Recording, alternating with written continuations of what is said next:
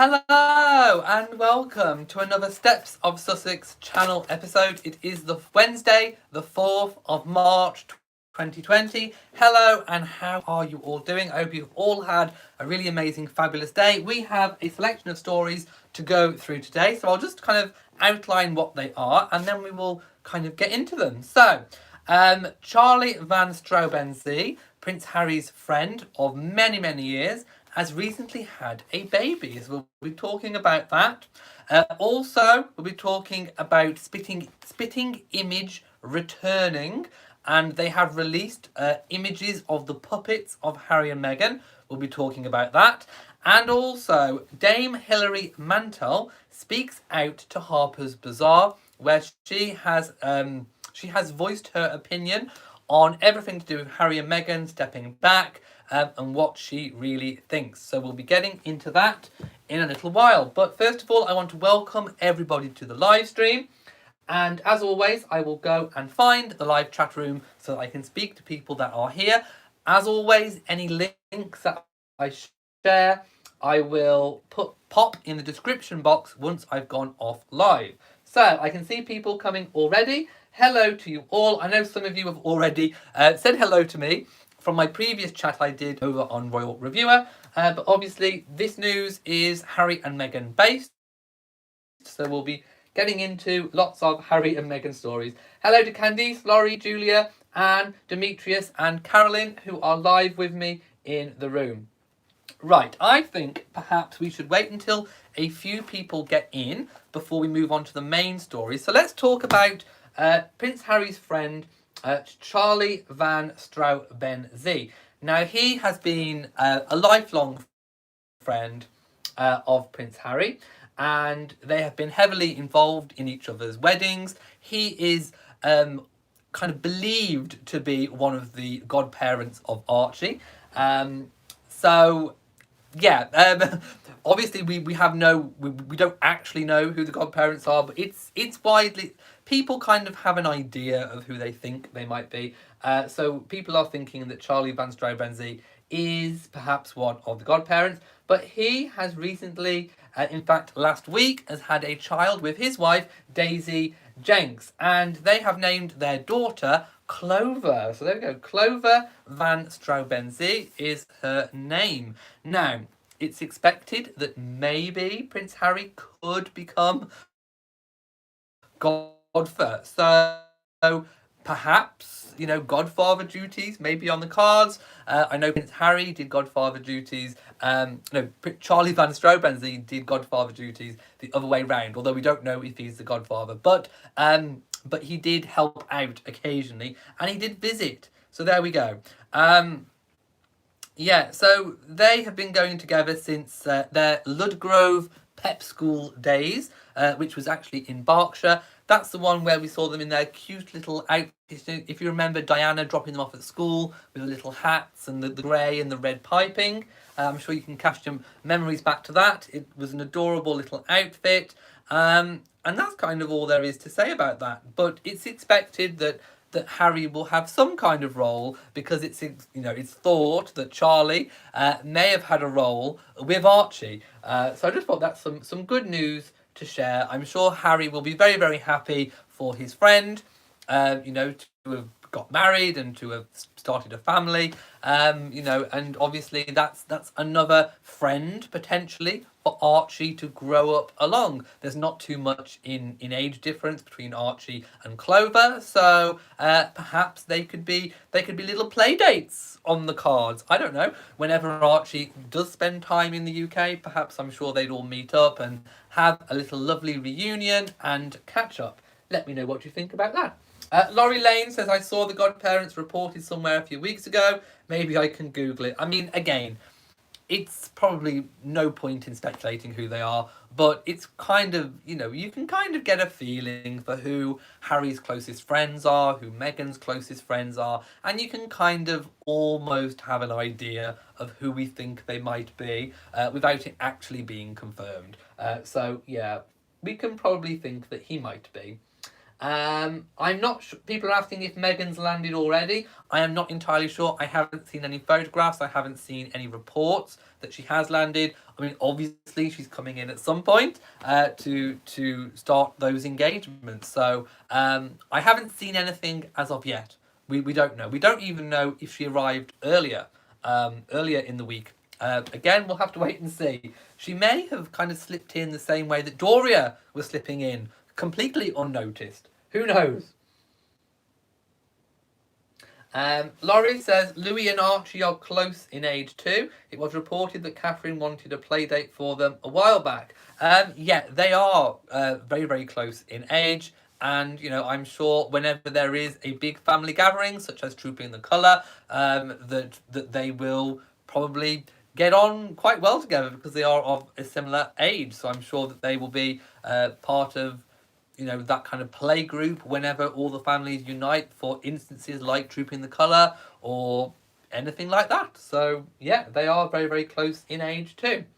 Right, I'm going to move on to the news that Spitting Image is to return. So I'm going to share a link with you already. Now this is a BBC link from the British Broadcasting Corporation.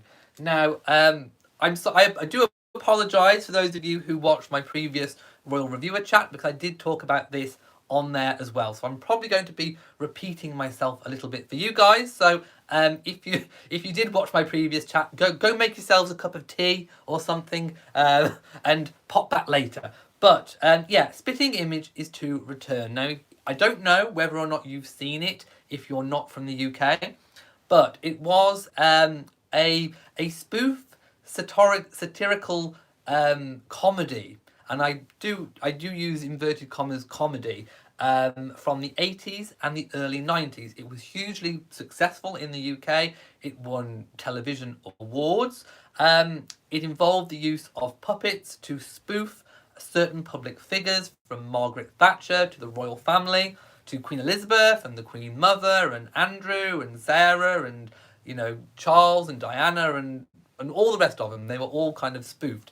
Now, the thing that made Spitting Image work back in the day, back in the 80s and 90s, was that it was clever. It was cleverly done. Now, you either fall, I think, into one or two camps when it comes to satire or spoof. You either like it or you don't. And all I will say about Spitting Image is that back in the day, it was cleverly done. It wasn't interpreted as verging on the realms of bullying or racism or being mean. It was all done in good humour, taking certain traits of people, almost like a caricature. The puppets are very much caricatures of people, and they also take people's characteristics, things they've done, things that are happening topical in the media, and they just ramp it up. And it's usually done in a funny, clever way. If this sort of comedy, this sort of humour is produced in a clever way, it works. If it doesn't, and I'll give you an example in a moment, then it really doesn't work and it pans and it's just absolutely dreadful. So, which version we're going to get, I don't know. But cast your mind back to when the BBC did a satire comedy sketch show that was cartoon based and, well, it was animated. And do you remember the Meghan's Markle, Sparkle, whatever it was? Yeah, I'm sure you do. I mean, I remember my jaw hitting the floor when I saw that as well. So cast your mind back to that, if you can allow yourself to. And I remember at the time people saying, have you seen it yet? Have you seen it yet? And I said, no, I haven't seen it yet. I'll give you my opinion on it once I've watched it. And I remember talking at the time about this. I was saying, you know, if it's clever, it'll be good. If it's not clever, it will be really, really bad. Then I watched it, and I remember thinking, like, they've actually put that out. You know, it was obviously racist. It was obviously bullying. It was obviously mean. It was not clever. It was not done in a clever, satirical way. For example, how Spitting Image was done in the 80s and 90s. It was horrible. It was absolutely horrendous. And I'm just hoping that this version of Spitting Image is not going to be like the Meghan's Markle's Sparkle was, because that will just, well, that should never have even been put out there. It was just absolutely dreadful and awful. So I'm hoping, and my fingers are crossed, that it's going to be done in a clever way, and it's not going to be racist, it's not going to be bullying, and it's not going to be mean. We will have to wait and see how that is. But I can't remember if I shared the link with you yet, so I'm going to share the link to the BBC. Again, I will share any links that I'm sharing now in the catch up. I will put them in the description box. So take a look at the first image. Now, as you know, public figures, royal family are often spoofed on Spitting Image. So we have an image of Harry and Meghan. We can see their puppets. We can see what they're going to be like. Again, like I said, it's very much like a caricature of someone. They take certain physical features and kind of ramp it up. I've had a caricature done, a painting done when I was on holiday once of myself, and they go to town on you. For example, with me, it was my eyebrows. They made them like, really huge, and my hair was like massive, and all the rest of it. So it's very much in line with how the from what I can see so far, what the puppets were like in the 80s and 90s. Its co-creator is a man called Roger Law. Now, this is a collaboration between the BBC and ITV, so it's going to be shown on BritBox. So if you are a subscriber to BritBox, you'll be able to get this. I think they were going to try and bring this show back in 2016, but it didn't happen, and it hasn't been back on the UK screens for about 20 years. Roger Law said, "I've refused to resuscitate Spitting Image for years, but when my pension ran out and my palm was crossed with silver, what could an old man do?" He joked. "The new Spitting Image will be global through uniquely British eye. It will be more outrageous, audacious, and salacious than the previous incarnation." And that's the sentence that worries me. More outrageous, more salacious, more audacious. Will it verge on mean? Will it verge on bullying? I am concerned about that. If they go down the way that it was in the 80s and 90s, it may work. If they go towards mean, bullying, racism, it's not going to work. Like I say, it originally ran from 1984 to 1996 and featured well-known characters such as Margaret Thatcher, the Queen Mother, Ronald Reagan, and all the rest of them. At its peak, it was watched by 15 million viewers and was nominated for the BAFTA and Emmy Awards. Let me just kind of pan down a little bit. Oh yeah, other characters going to take on Vladimir Putin, Bernie Sanders, Dominic Cummings, Kim Kardashian, Adele, Greta Thunberg, Jurgen Klopp. In a statement, the programme makers said, "With the world getting smaller and more turbulent, the time couldn't be more appropriate for an iconic British satirical take on global events." Let me know your thoughts on that. The director of television, Kevin Lygo from ITV, said he was thrilled to be able to provide the chance for British creativity to truly run wild. There are some more pictures of the puppets. Yeah, I mean, who knows? Who knows how this is going to turn out? I just hope it doesn't end up like Meghan's Markle's Sparkle, because that was just absolutely, truly dreadful. Like I say, I remember my jaw hitting the floor when I saw that one. Let's just go up and see what people are saying. Catherine says, "Which tiara is that?" Oh, this is not a royal replica, and it is actually a coronet. So it's a gold and diamond coronet, and it's not a royal replica, but I just like wearing it, so there we go. Live Love Enough says, "Why are we even talking about the negative topic?"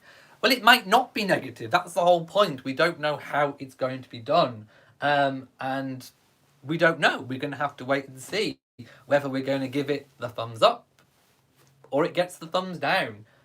Let me know if you plan on watching it, or even clips. I'm sure clips will come out on YouTube. Let's have a look.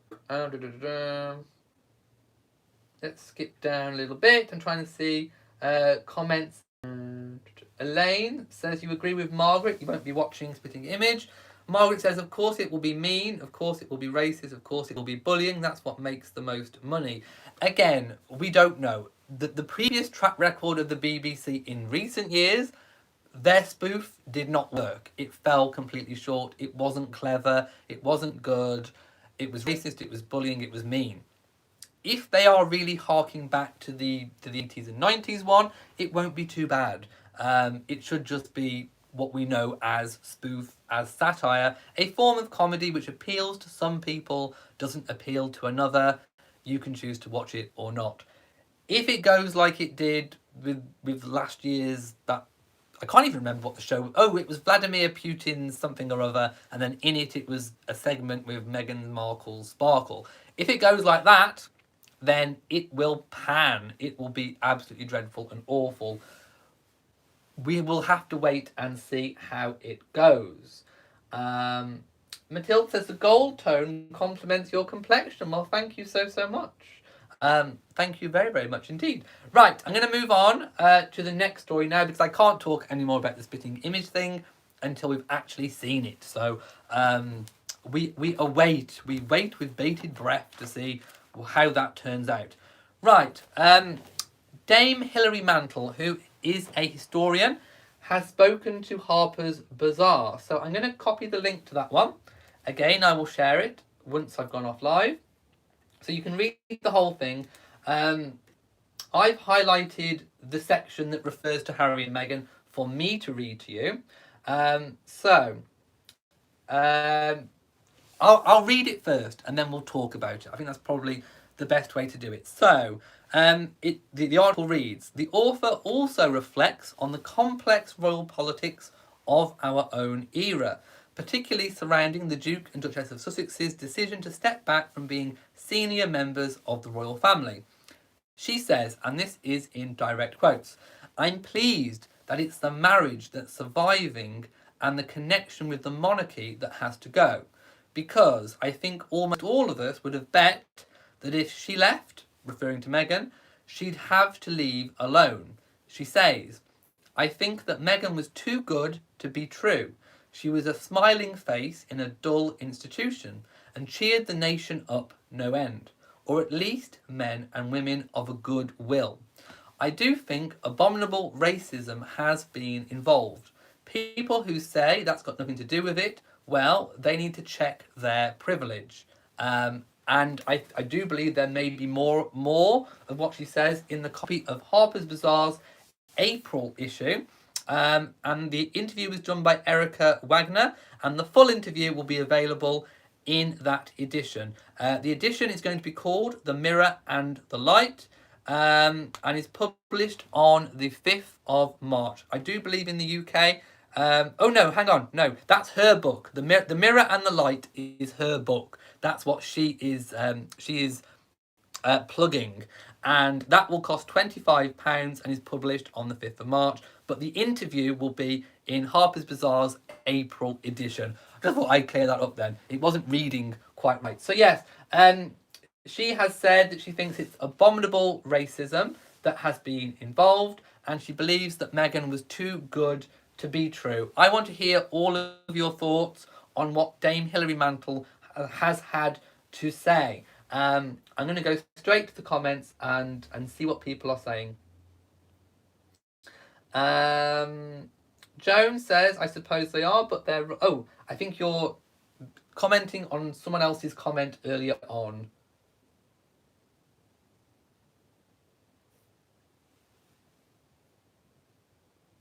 Ginger P says, you know they're going to try to humiliate Meghan. The so-called royal report, just dragging her name in the mud, it hurts me.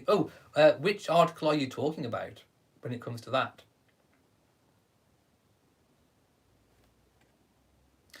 Carol says she likes the coronet. I'm not sure if I'm getting comments through. Let me just see if I can refresh my page. I'm just not sure if I'm getting comments through or not. So anyway, I'll talk about Dame Hilary Mantel's piece. I think it was very insightful. She is a royal historian, and she knows about the role of women within the institution of monarchy, especially Tudor history. I think she was the lady who wrote Wolf Hall. So she has done a lot of research into how women traditionally have been treated within the institution of monarchy and the royal family, dating back to the Tudor period.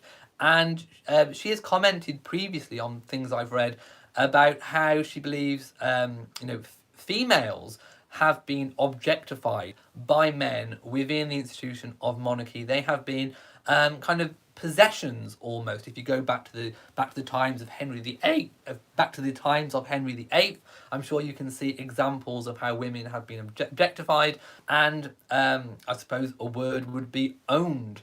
They were back then the possessions of men, but also how women were vilified by, for example, people in the court who wanted to overthrow the king. They would often go through the women to kind of tear them down.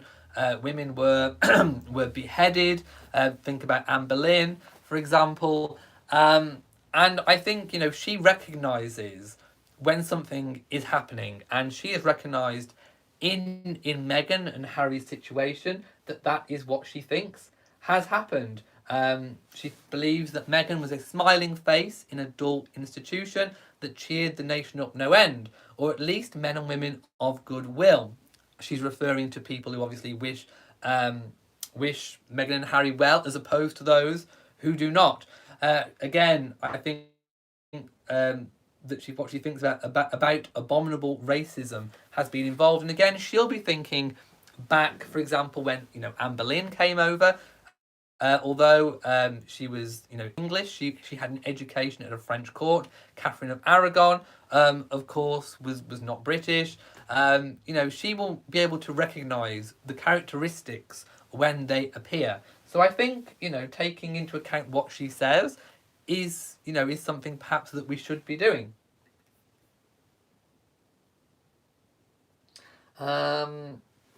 Francesca. Francilia says, "Hi Elliot, I really enjoyed the Dame Hilary Mantel article. I found it informative. Plus, she did say something positive about Meghan. Oh yeah, the article wasn't negative. From what I read, it most definitely wasn't negative." Cookies and Cream says, "Dame Hilary Mantel is speaking the truth. I applaud her for calling out the racist abuse towards Duchess Meghan. It's sad the abuse has trickled down to baby Archie." Liv Love Laugh says, "What does she mean by saying she was too good to be true?" My interpretation of by saying she was too good to be true means that she was really, really good. And I've said this before, she came there almost like a ready-made royal. She could write speeches, she could deliver speeches, she had great ideas. She really did hit the ground running. And we can debate whether or not we think that was a good idea or not upon reflection. But at the time, it was amazing. She was doing things that, for example, other females joining the royal family hadn't done. She was doing engagements before the time. When she was married, she again hit the ground running, had amazing ideas, delivered great speeches. She was really, really good. Almost too good to be true for the royal family or the media, in fact. In other words, I think the media almost liked to build up people and then knock them down. I spoke about this in previous videos at the time, a couple of years ago. Usually, the British media like to build people up. I think with Meghan, she was already up there. There wasn't much more building up that the British media could do. Then the British media normally, once they built someone up, they love to tear them down. And I think usually there's quite a lengthy period of building up. With Meghan, everything was already there already. She was already doing great work. They didn't really have to build her up because she already was up there anyway. She'd already built herself up. She didn't need the media to build her up. She was already there from day one doing amazing work. So the media turned very, very quickly into knocking her down, to abusing, to falling back on prejudices, on bullying, on racial abuse. so they tore her down really, really quickly. There wasn't this period of building up that we, for example, see so often with the media, with celebrities or royals, before they try and have a bit of a tear down, a bit of get their claws in. I think that's what she means by too good to be true. I don't think she was trying to diss Meghan at all in any kind of way. Little Nat says, okay, I will read her article. Stephanie D. Kelly says, great explanation about the media. Well, that's what they kind of tend to do in Britain. It's not right, it's not okay, but that's what they do. And that's what I was kind of reading into her comments. Fiona says, I think the media, more than the royal family, did the tearing down of the Duchess. I mean, don't get me wrong. There were factors going on behind the scenes to do with the family. And I think that was going on, as well as the media tearing down. I said it before, there was so much going on. I mean, just the amount of pressure that would have been on Meghan and Harry would have been immense. I mean, you can imagine just, a ton weight pressing down. It was coming from all sides, and it was a lot to cope with. Let's have a look.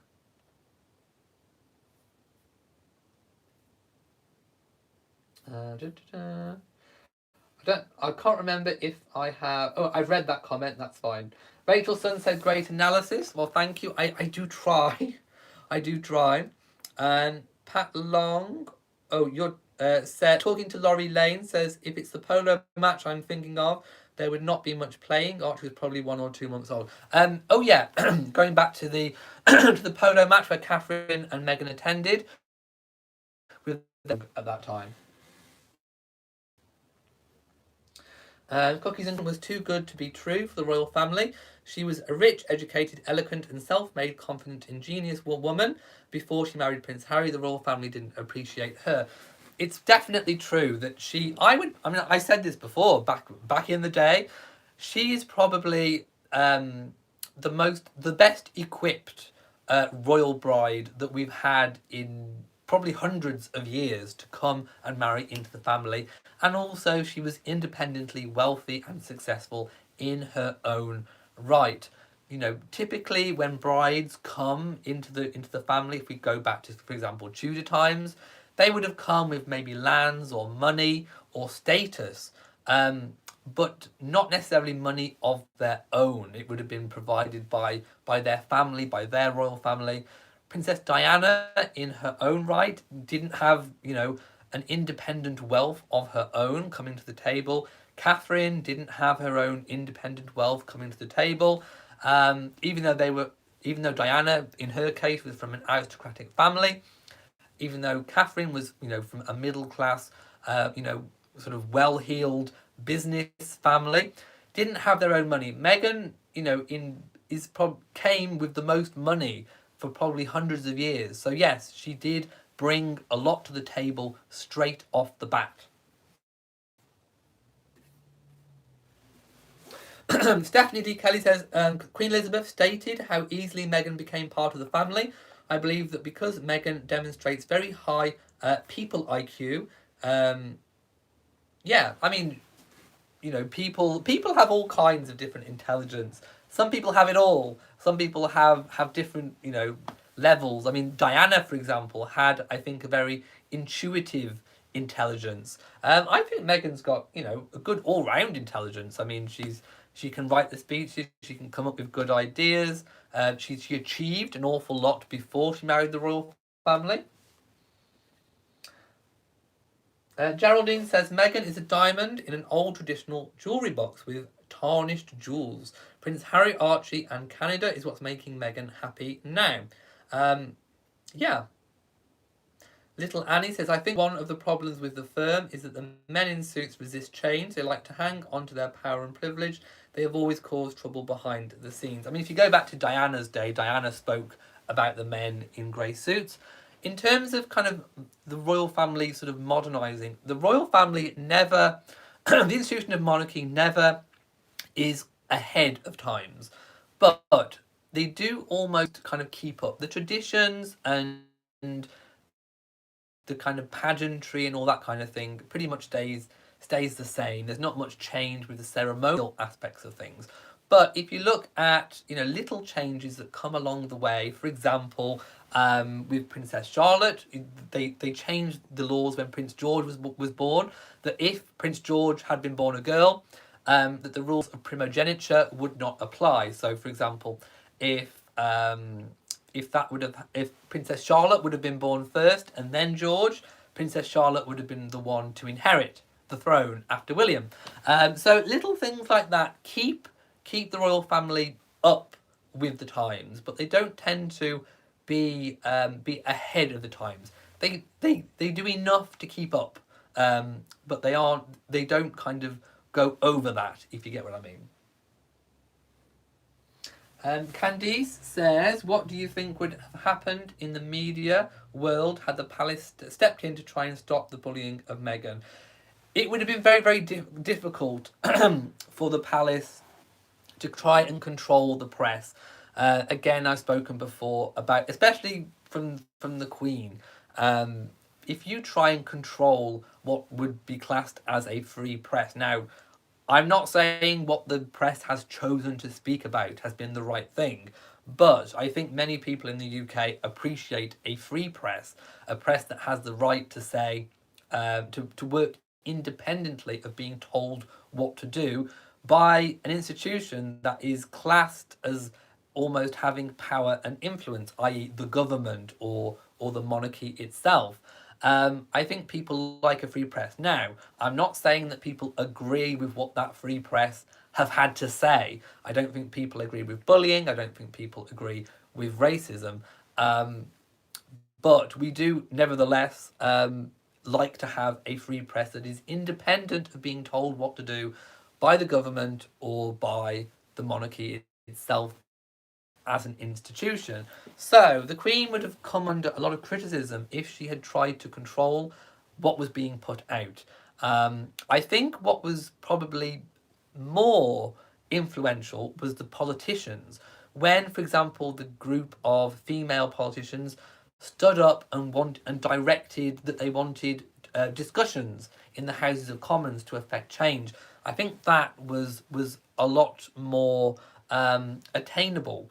And I would have liked to have seen there to be further pushing of that in the House of Commons, because that is how the laws are made, excuse me, and that is how laws are changed.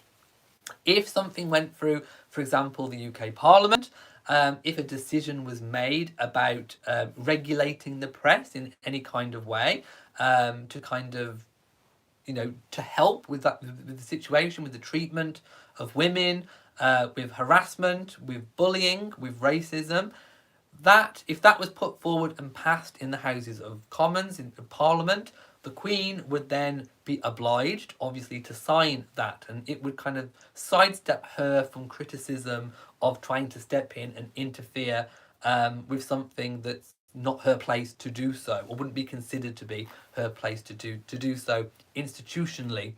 So I think what the females in the Houses of Commons and Parliament tried to do was the right way about trying to get something to affect some change with regards to the very delicate balance that the monarch has to afford in her position that she is in.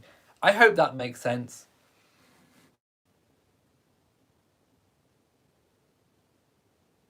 Right, that is all of my royal stories for today. So, I hope you have enjoyed this video. I'm going to wrap it up now. So again, thank you so much for watching. Thank you so much for subscribing. It really does mean the world to me. This is a brand new channel. It's one that's kind of only just starting, just getting out there. And, this is, it's new for me to just be commenting on two people, on one family unit. So again, thank you for staying with me. Thank you for being Sussex Steppers. I think I asked a few days ago what you guys would want to be called. So I think lots of people suggested Sussex Steppers. So there we go. If you have any other ideas, do let me know. Right. I am going to go now. I'm going to bid you farewell. And of course, if anything else happens in the meantime, I will come on and do a live chat catch up. So make sure you're subscribed. Make sure you hit the bell.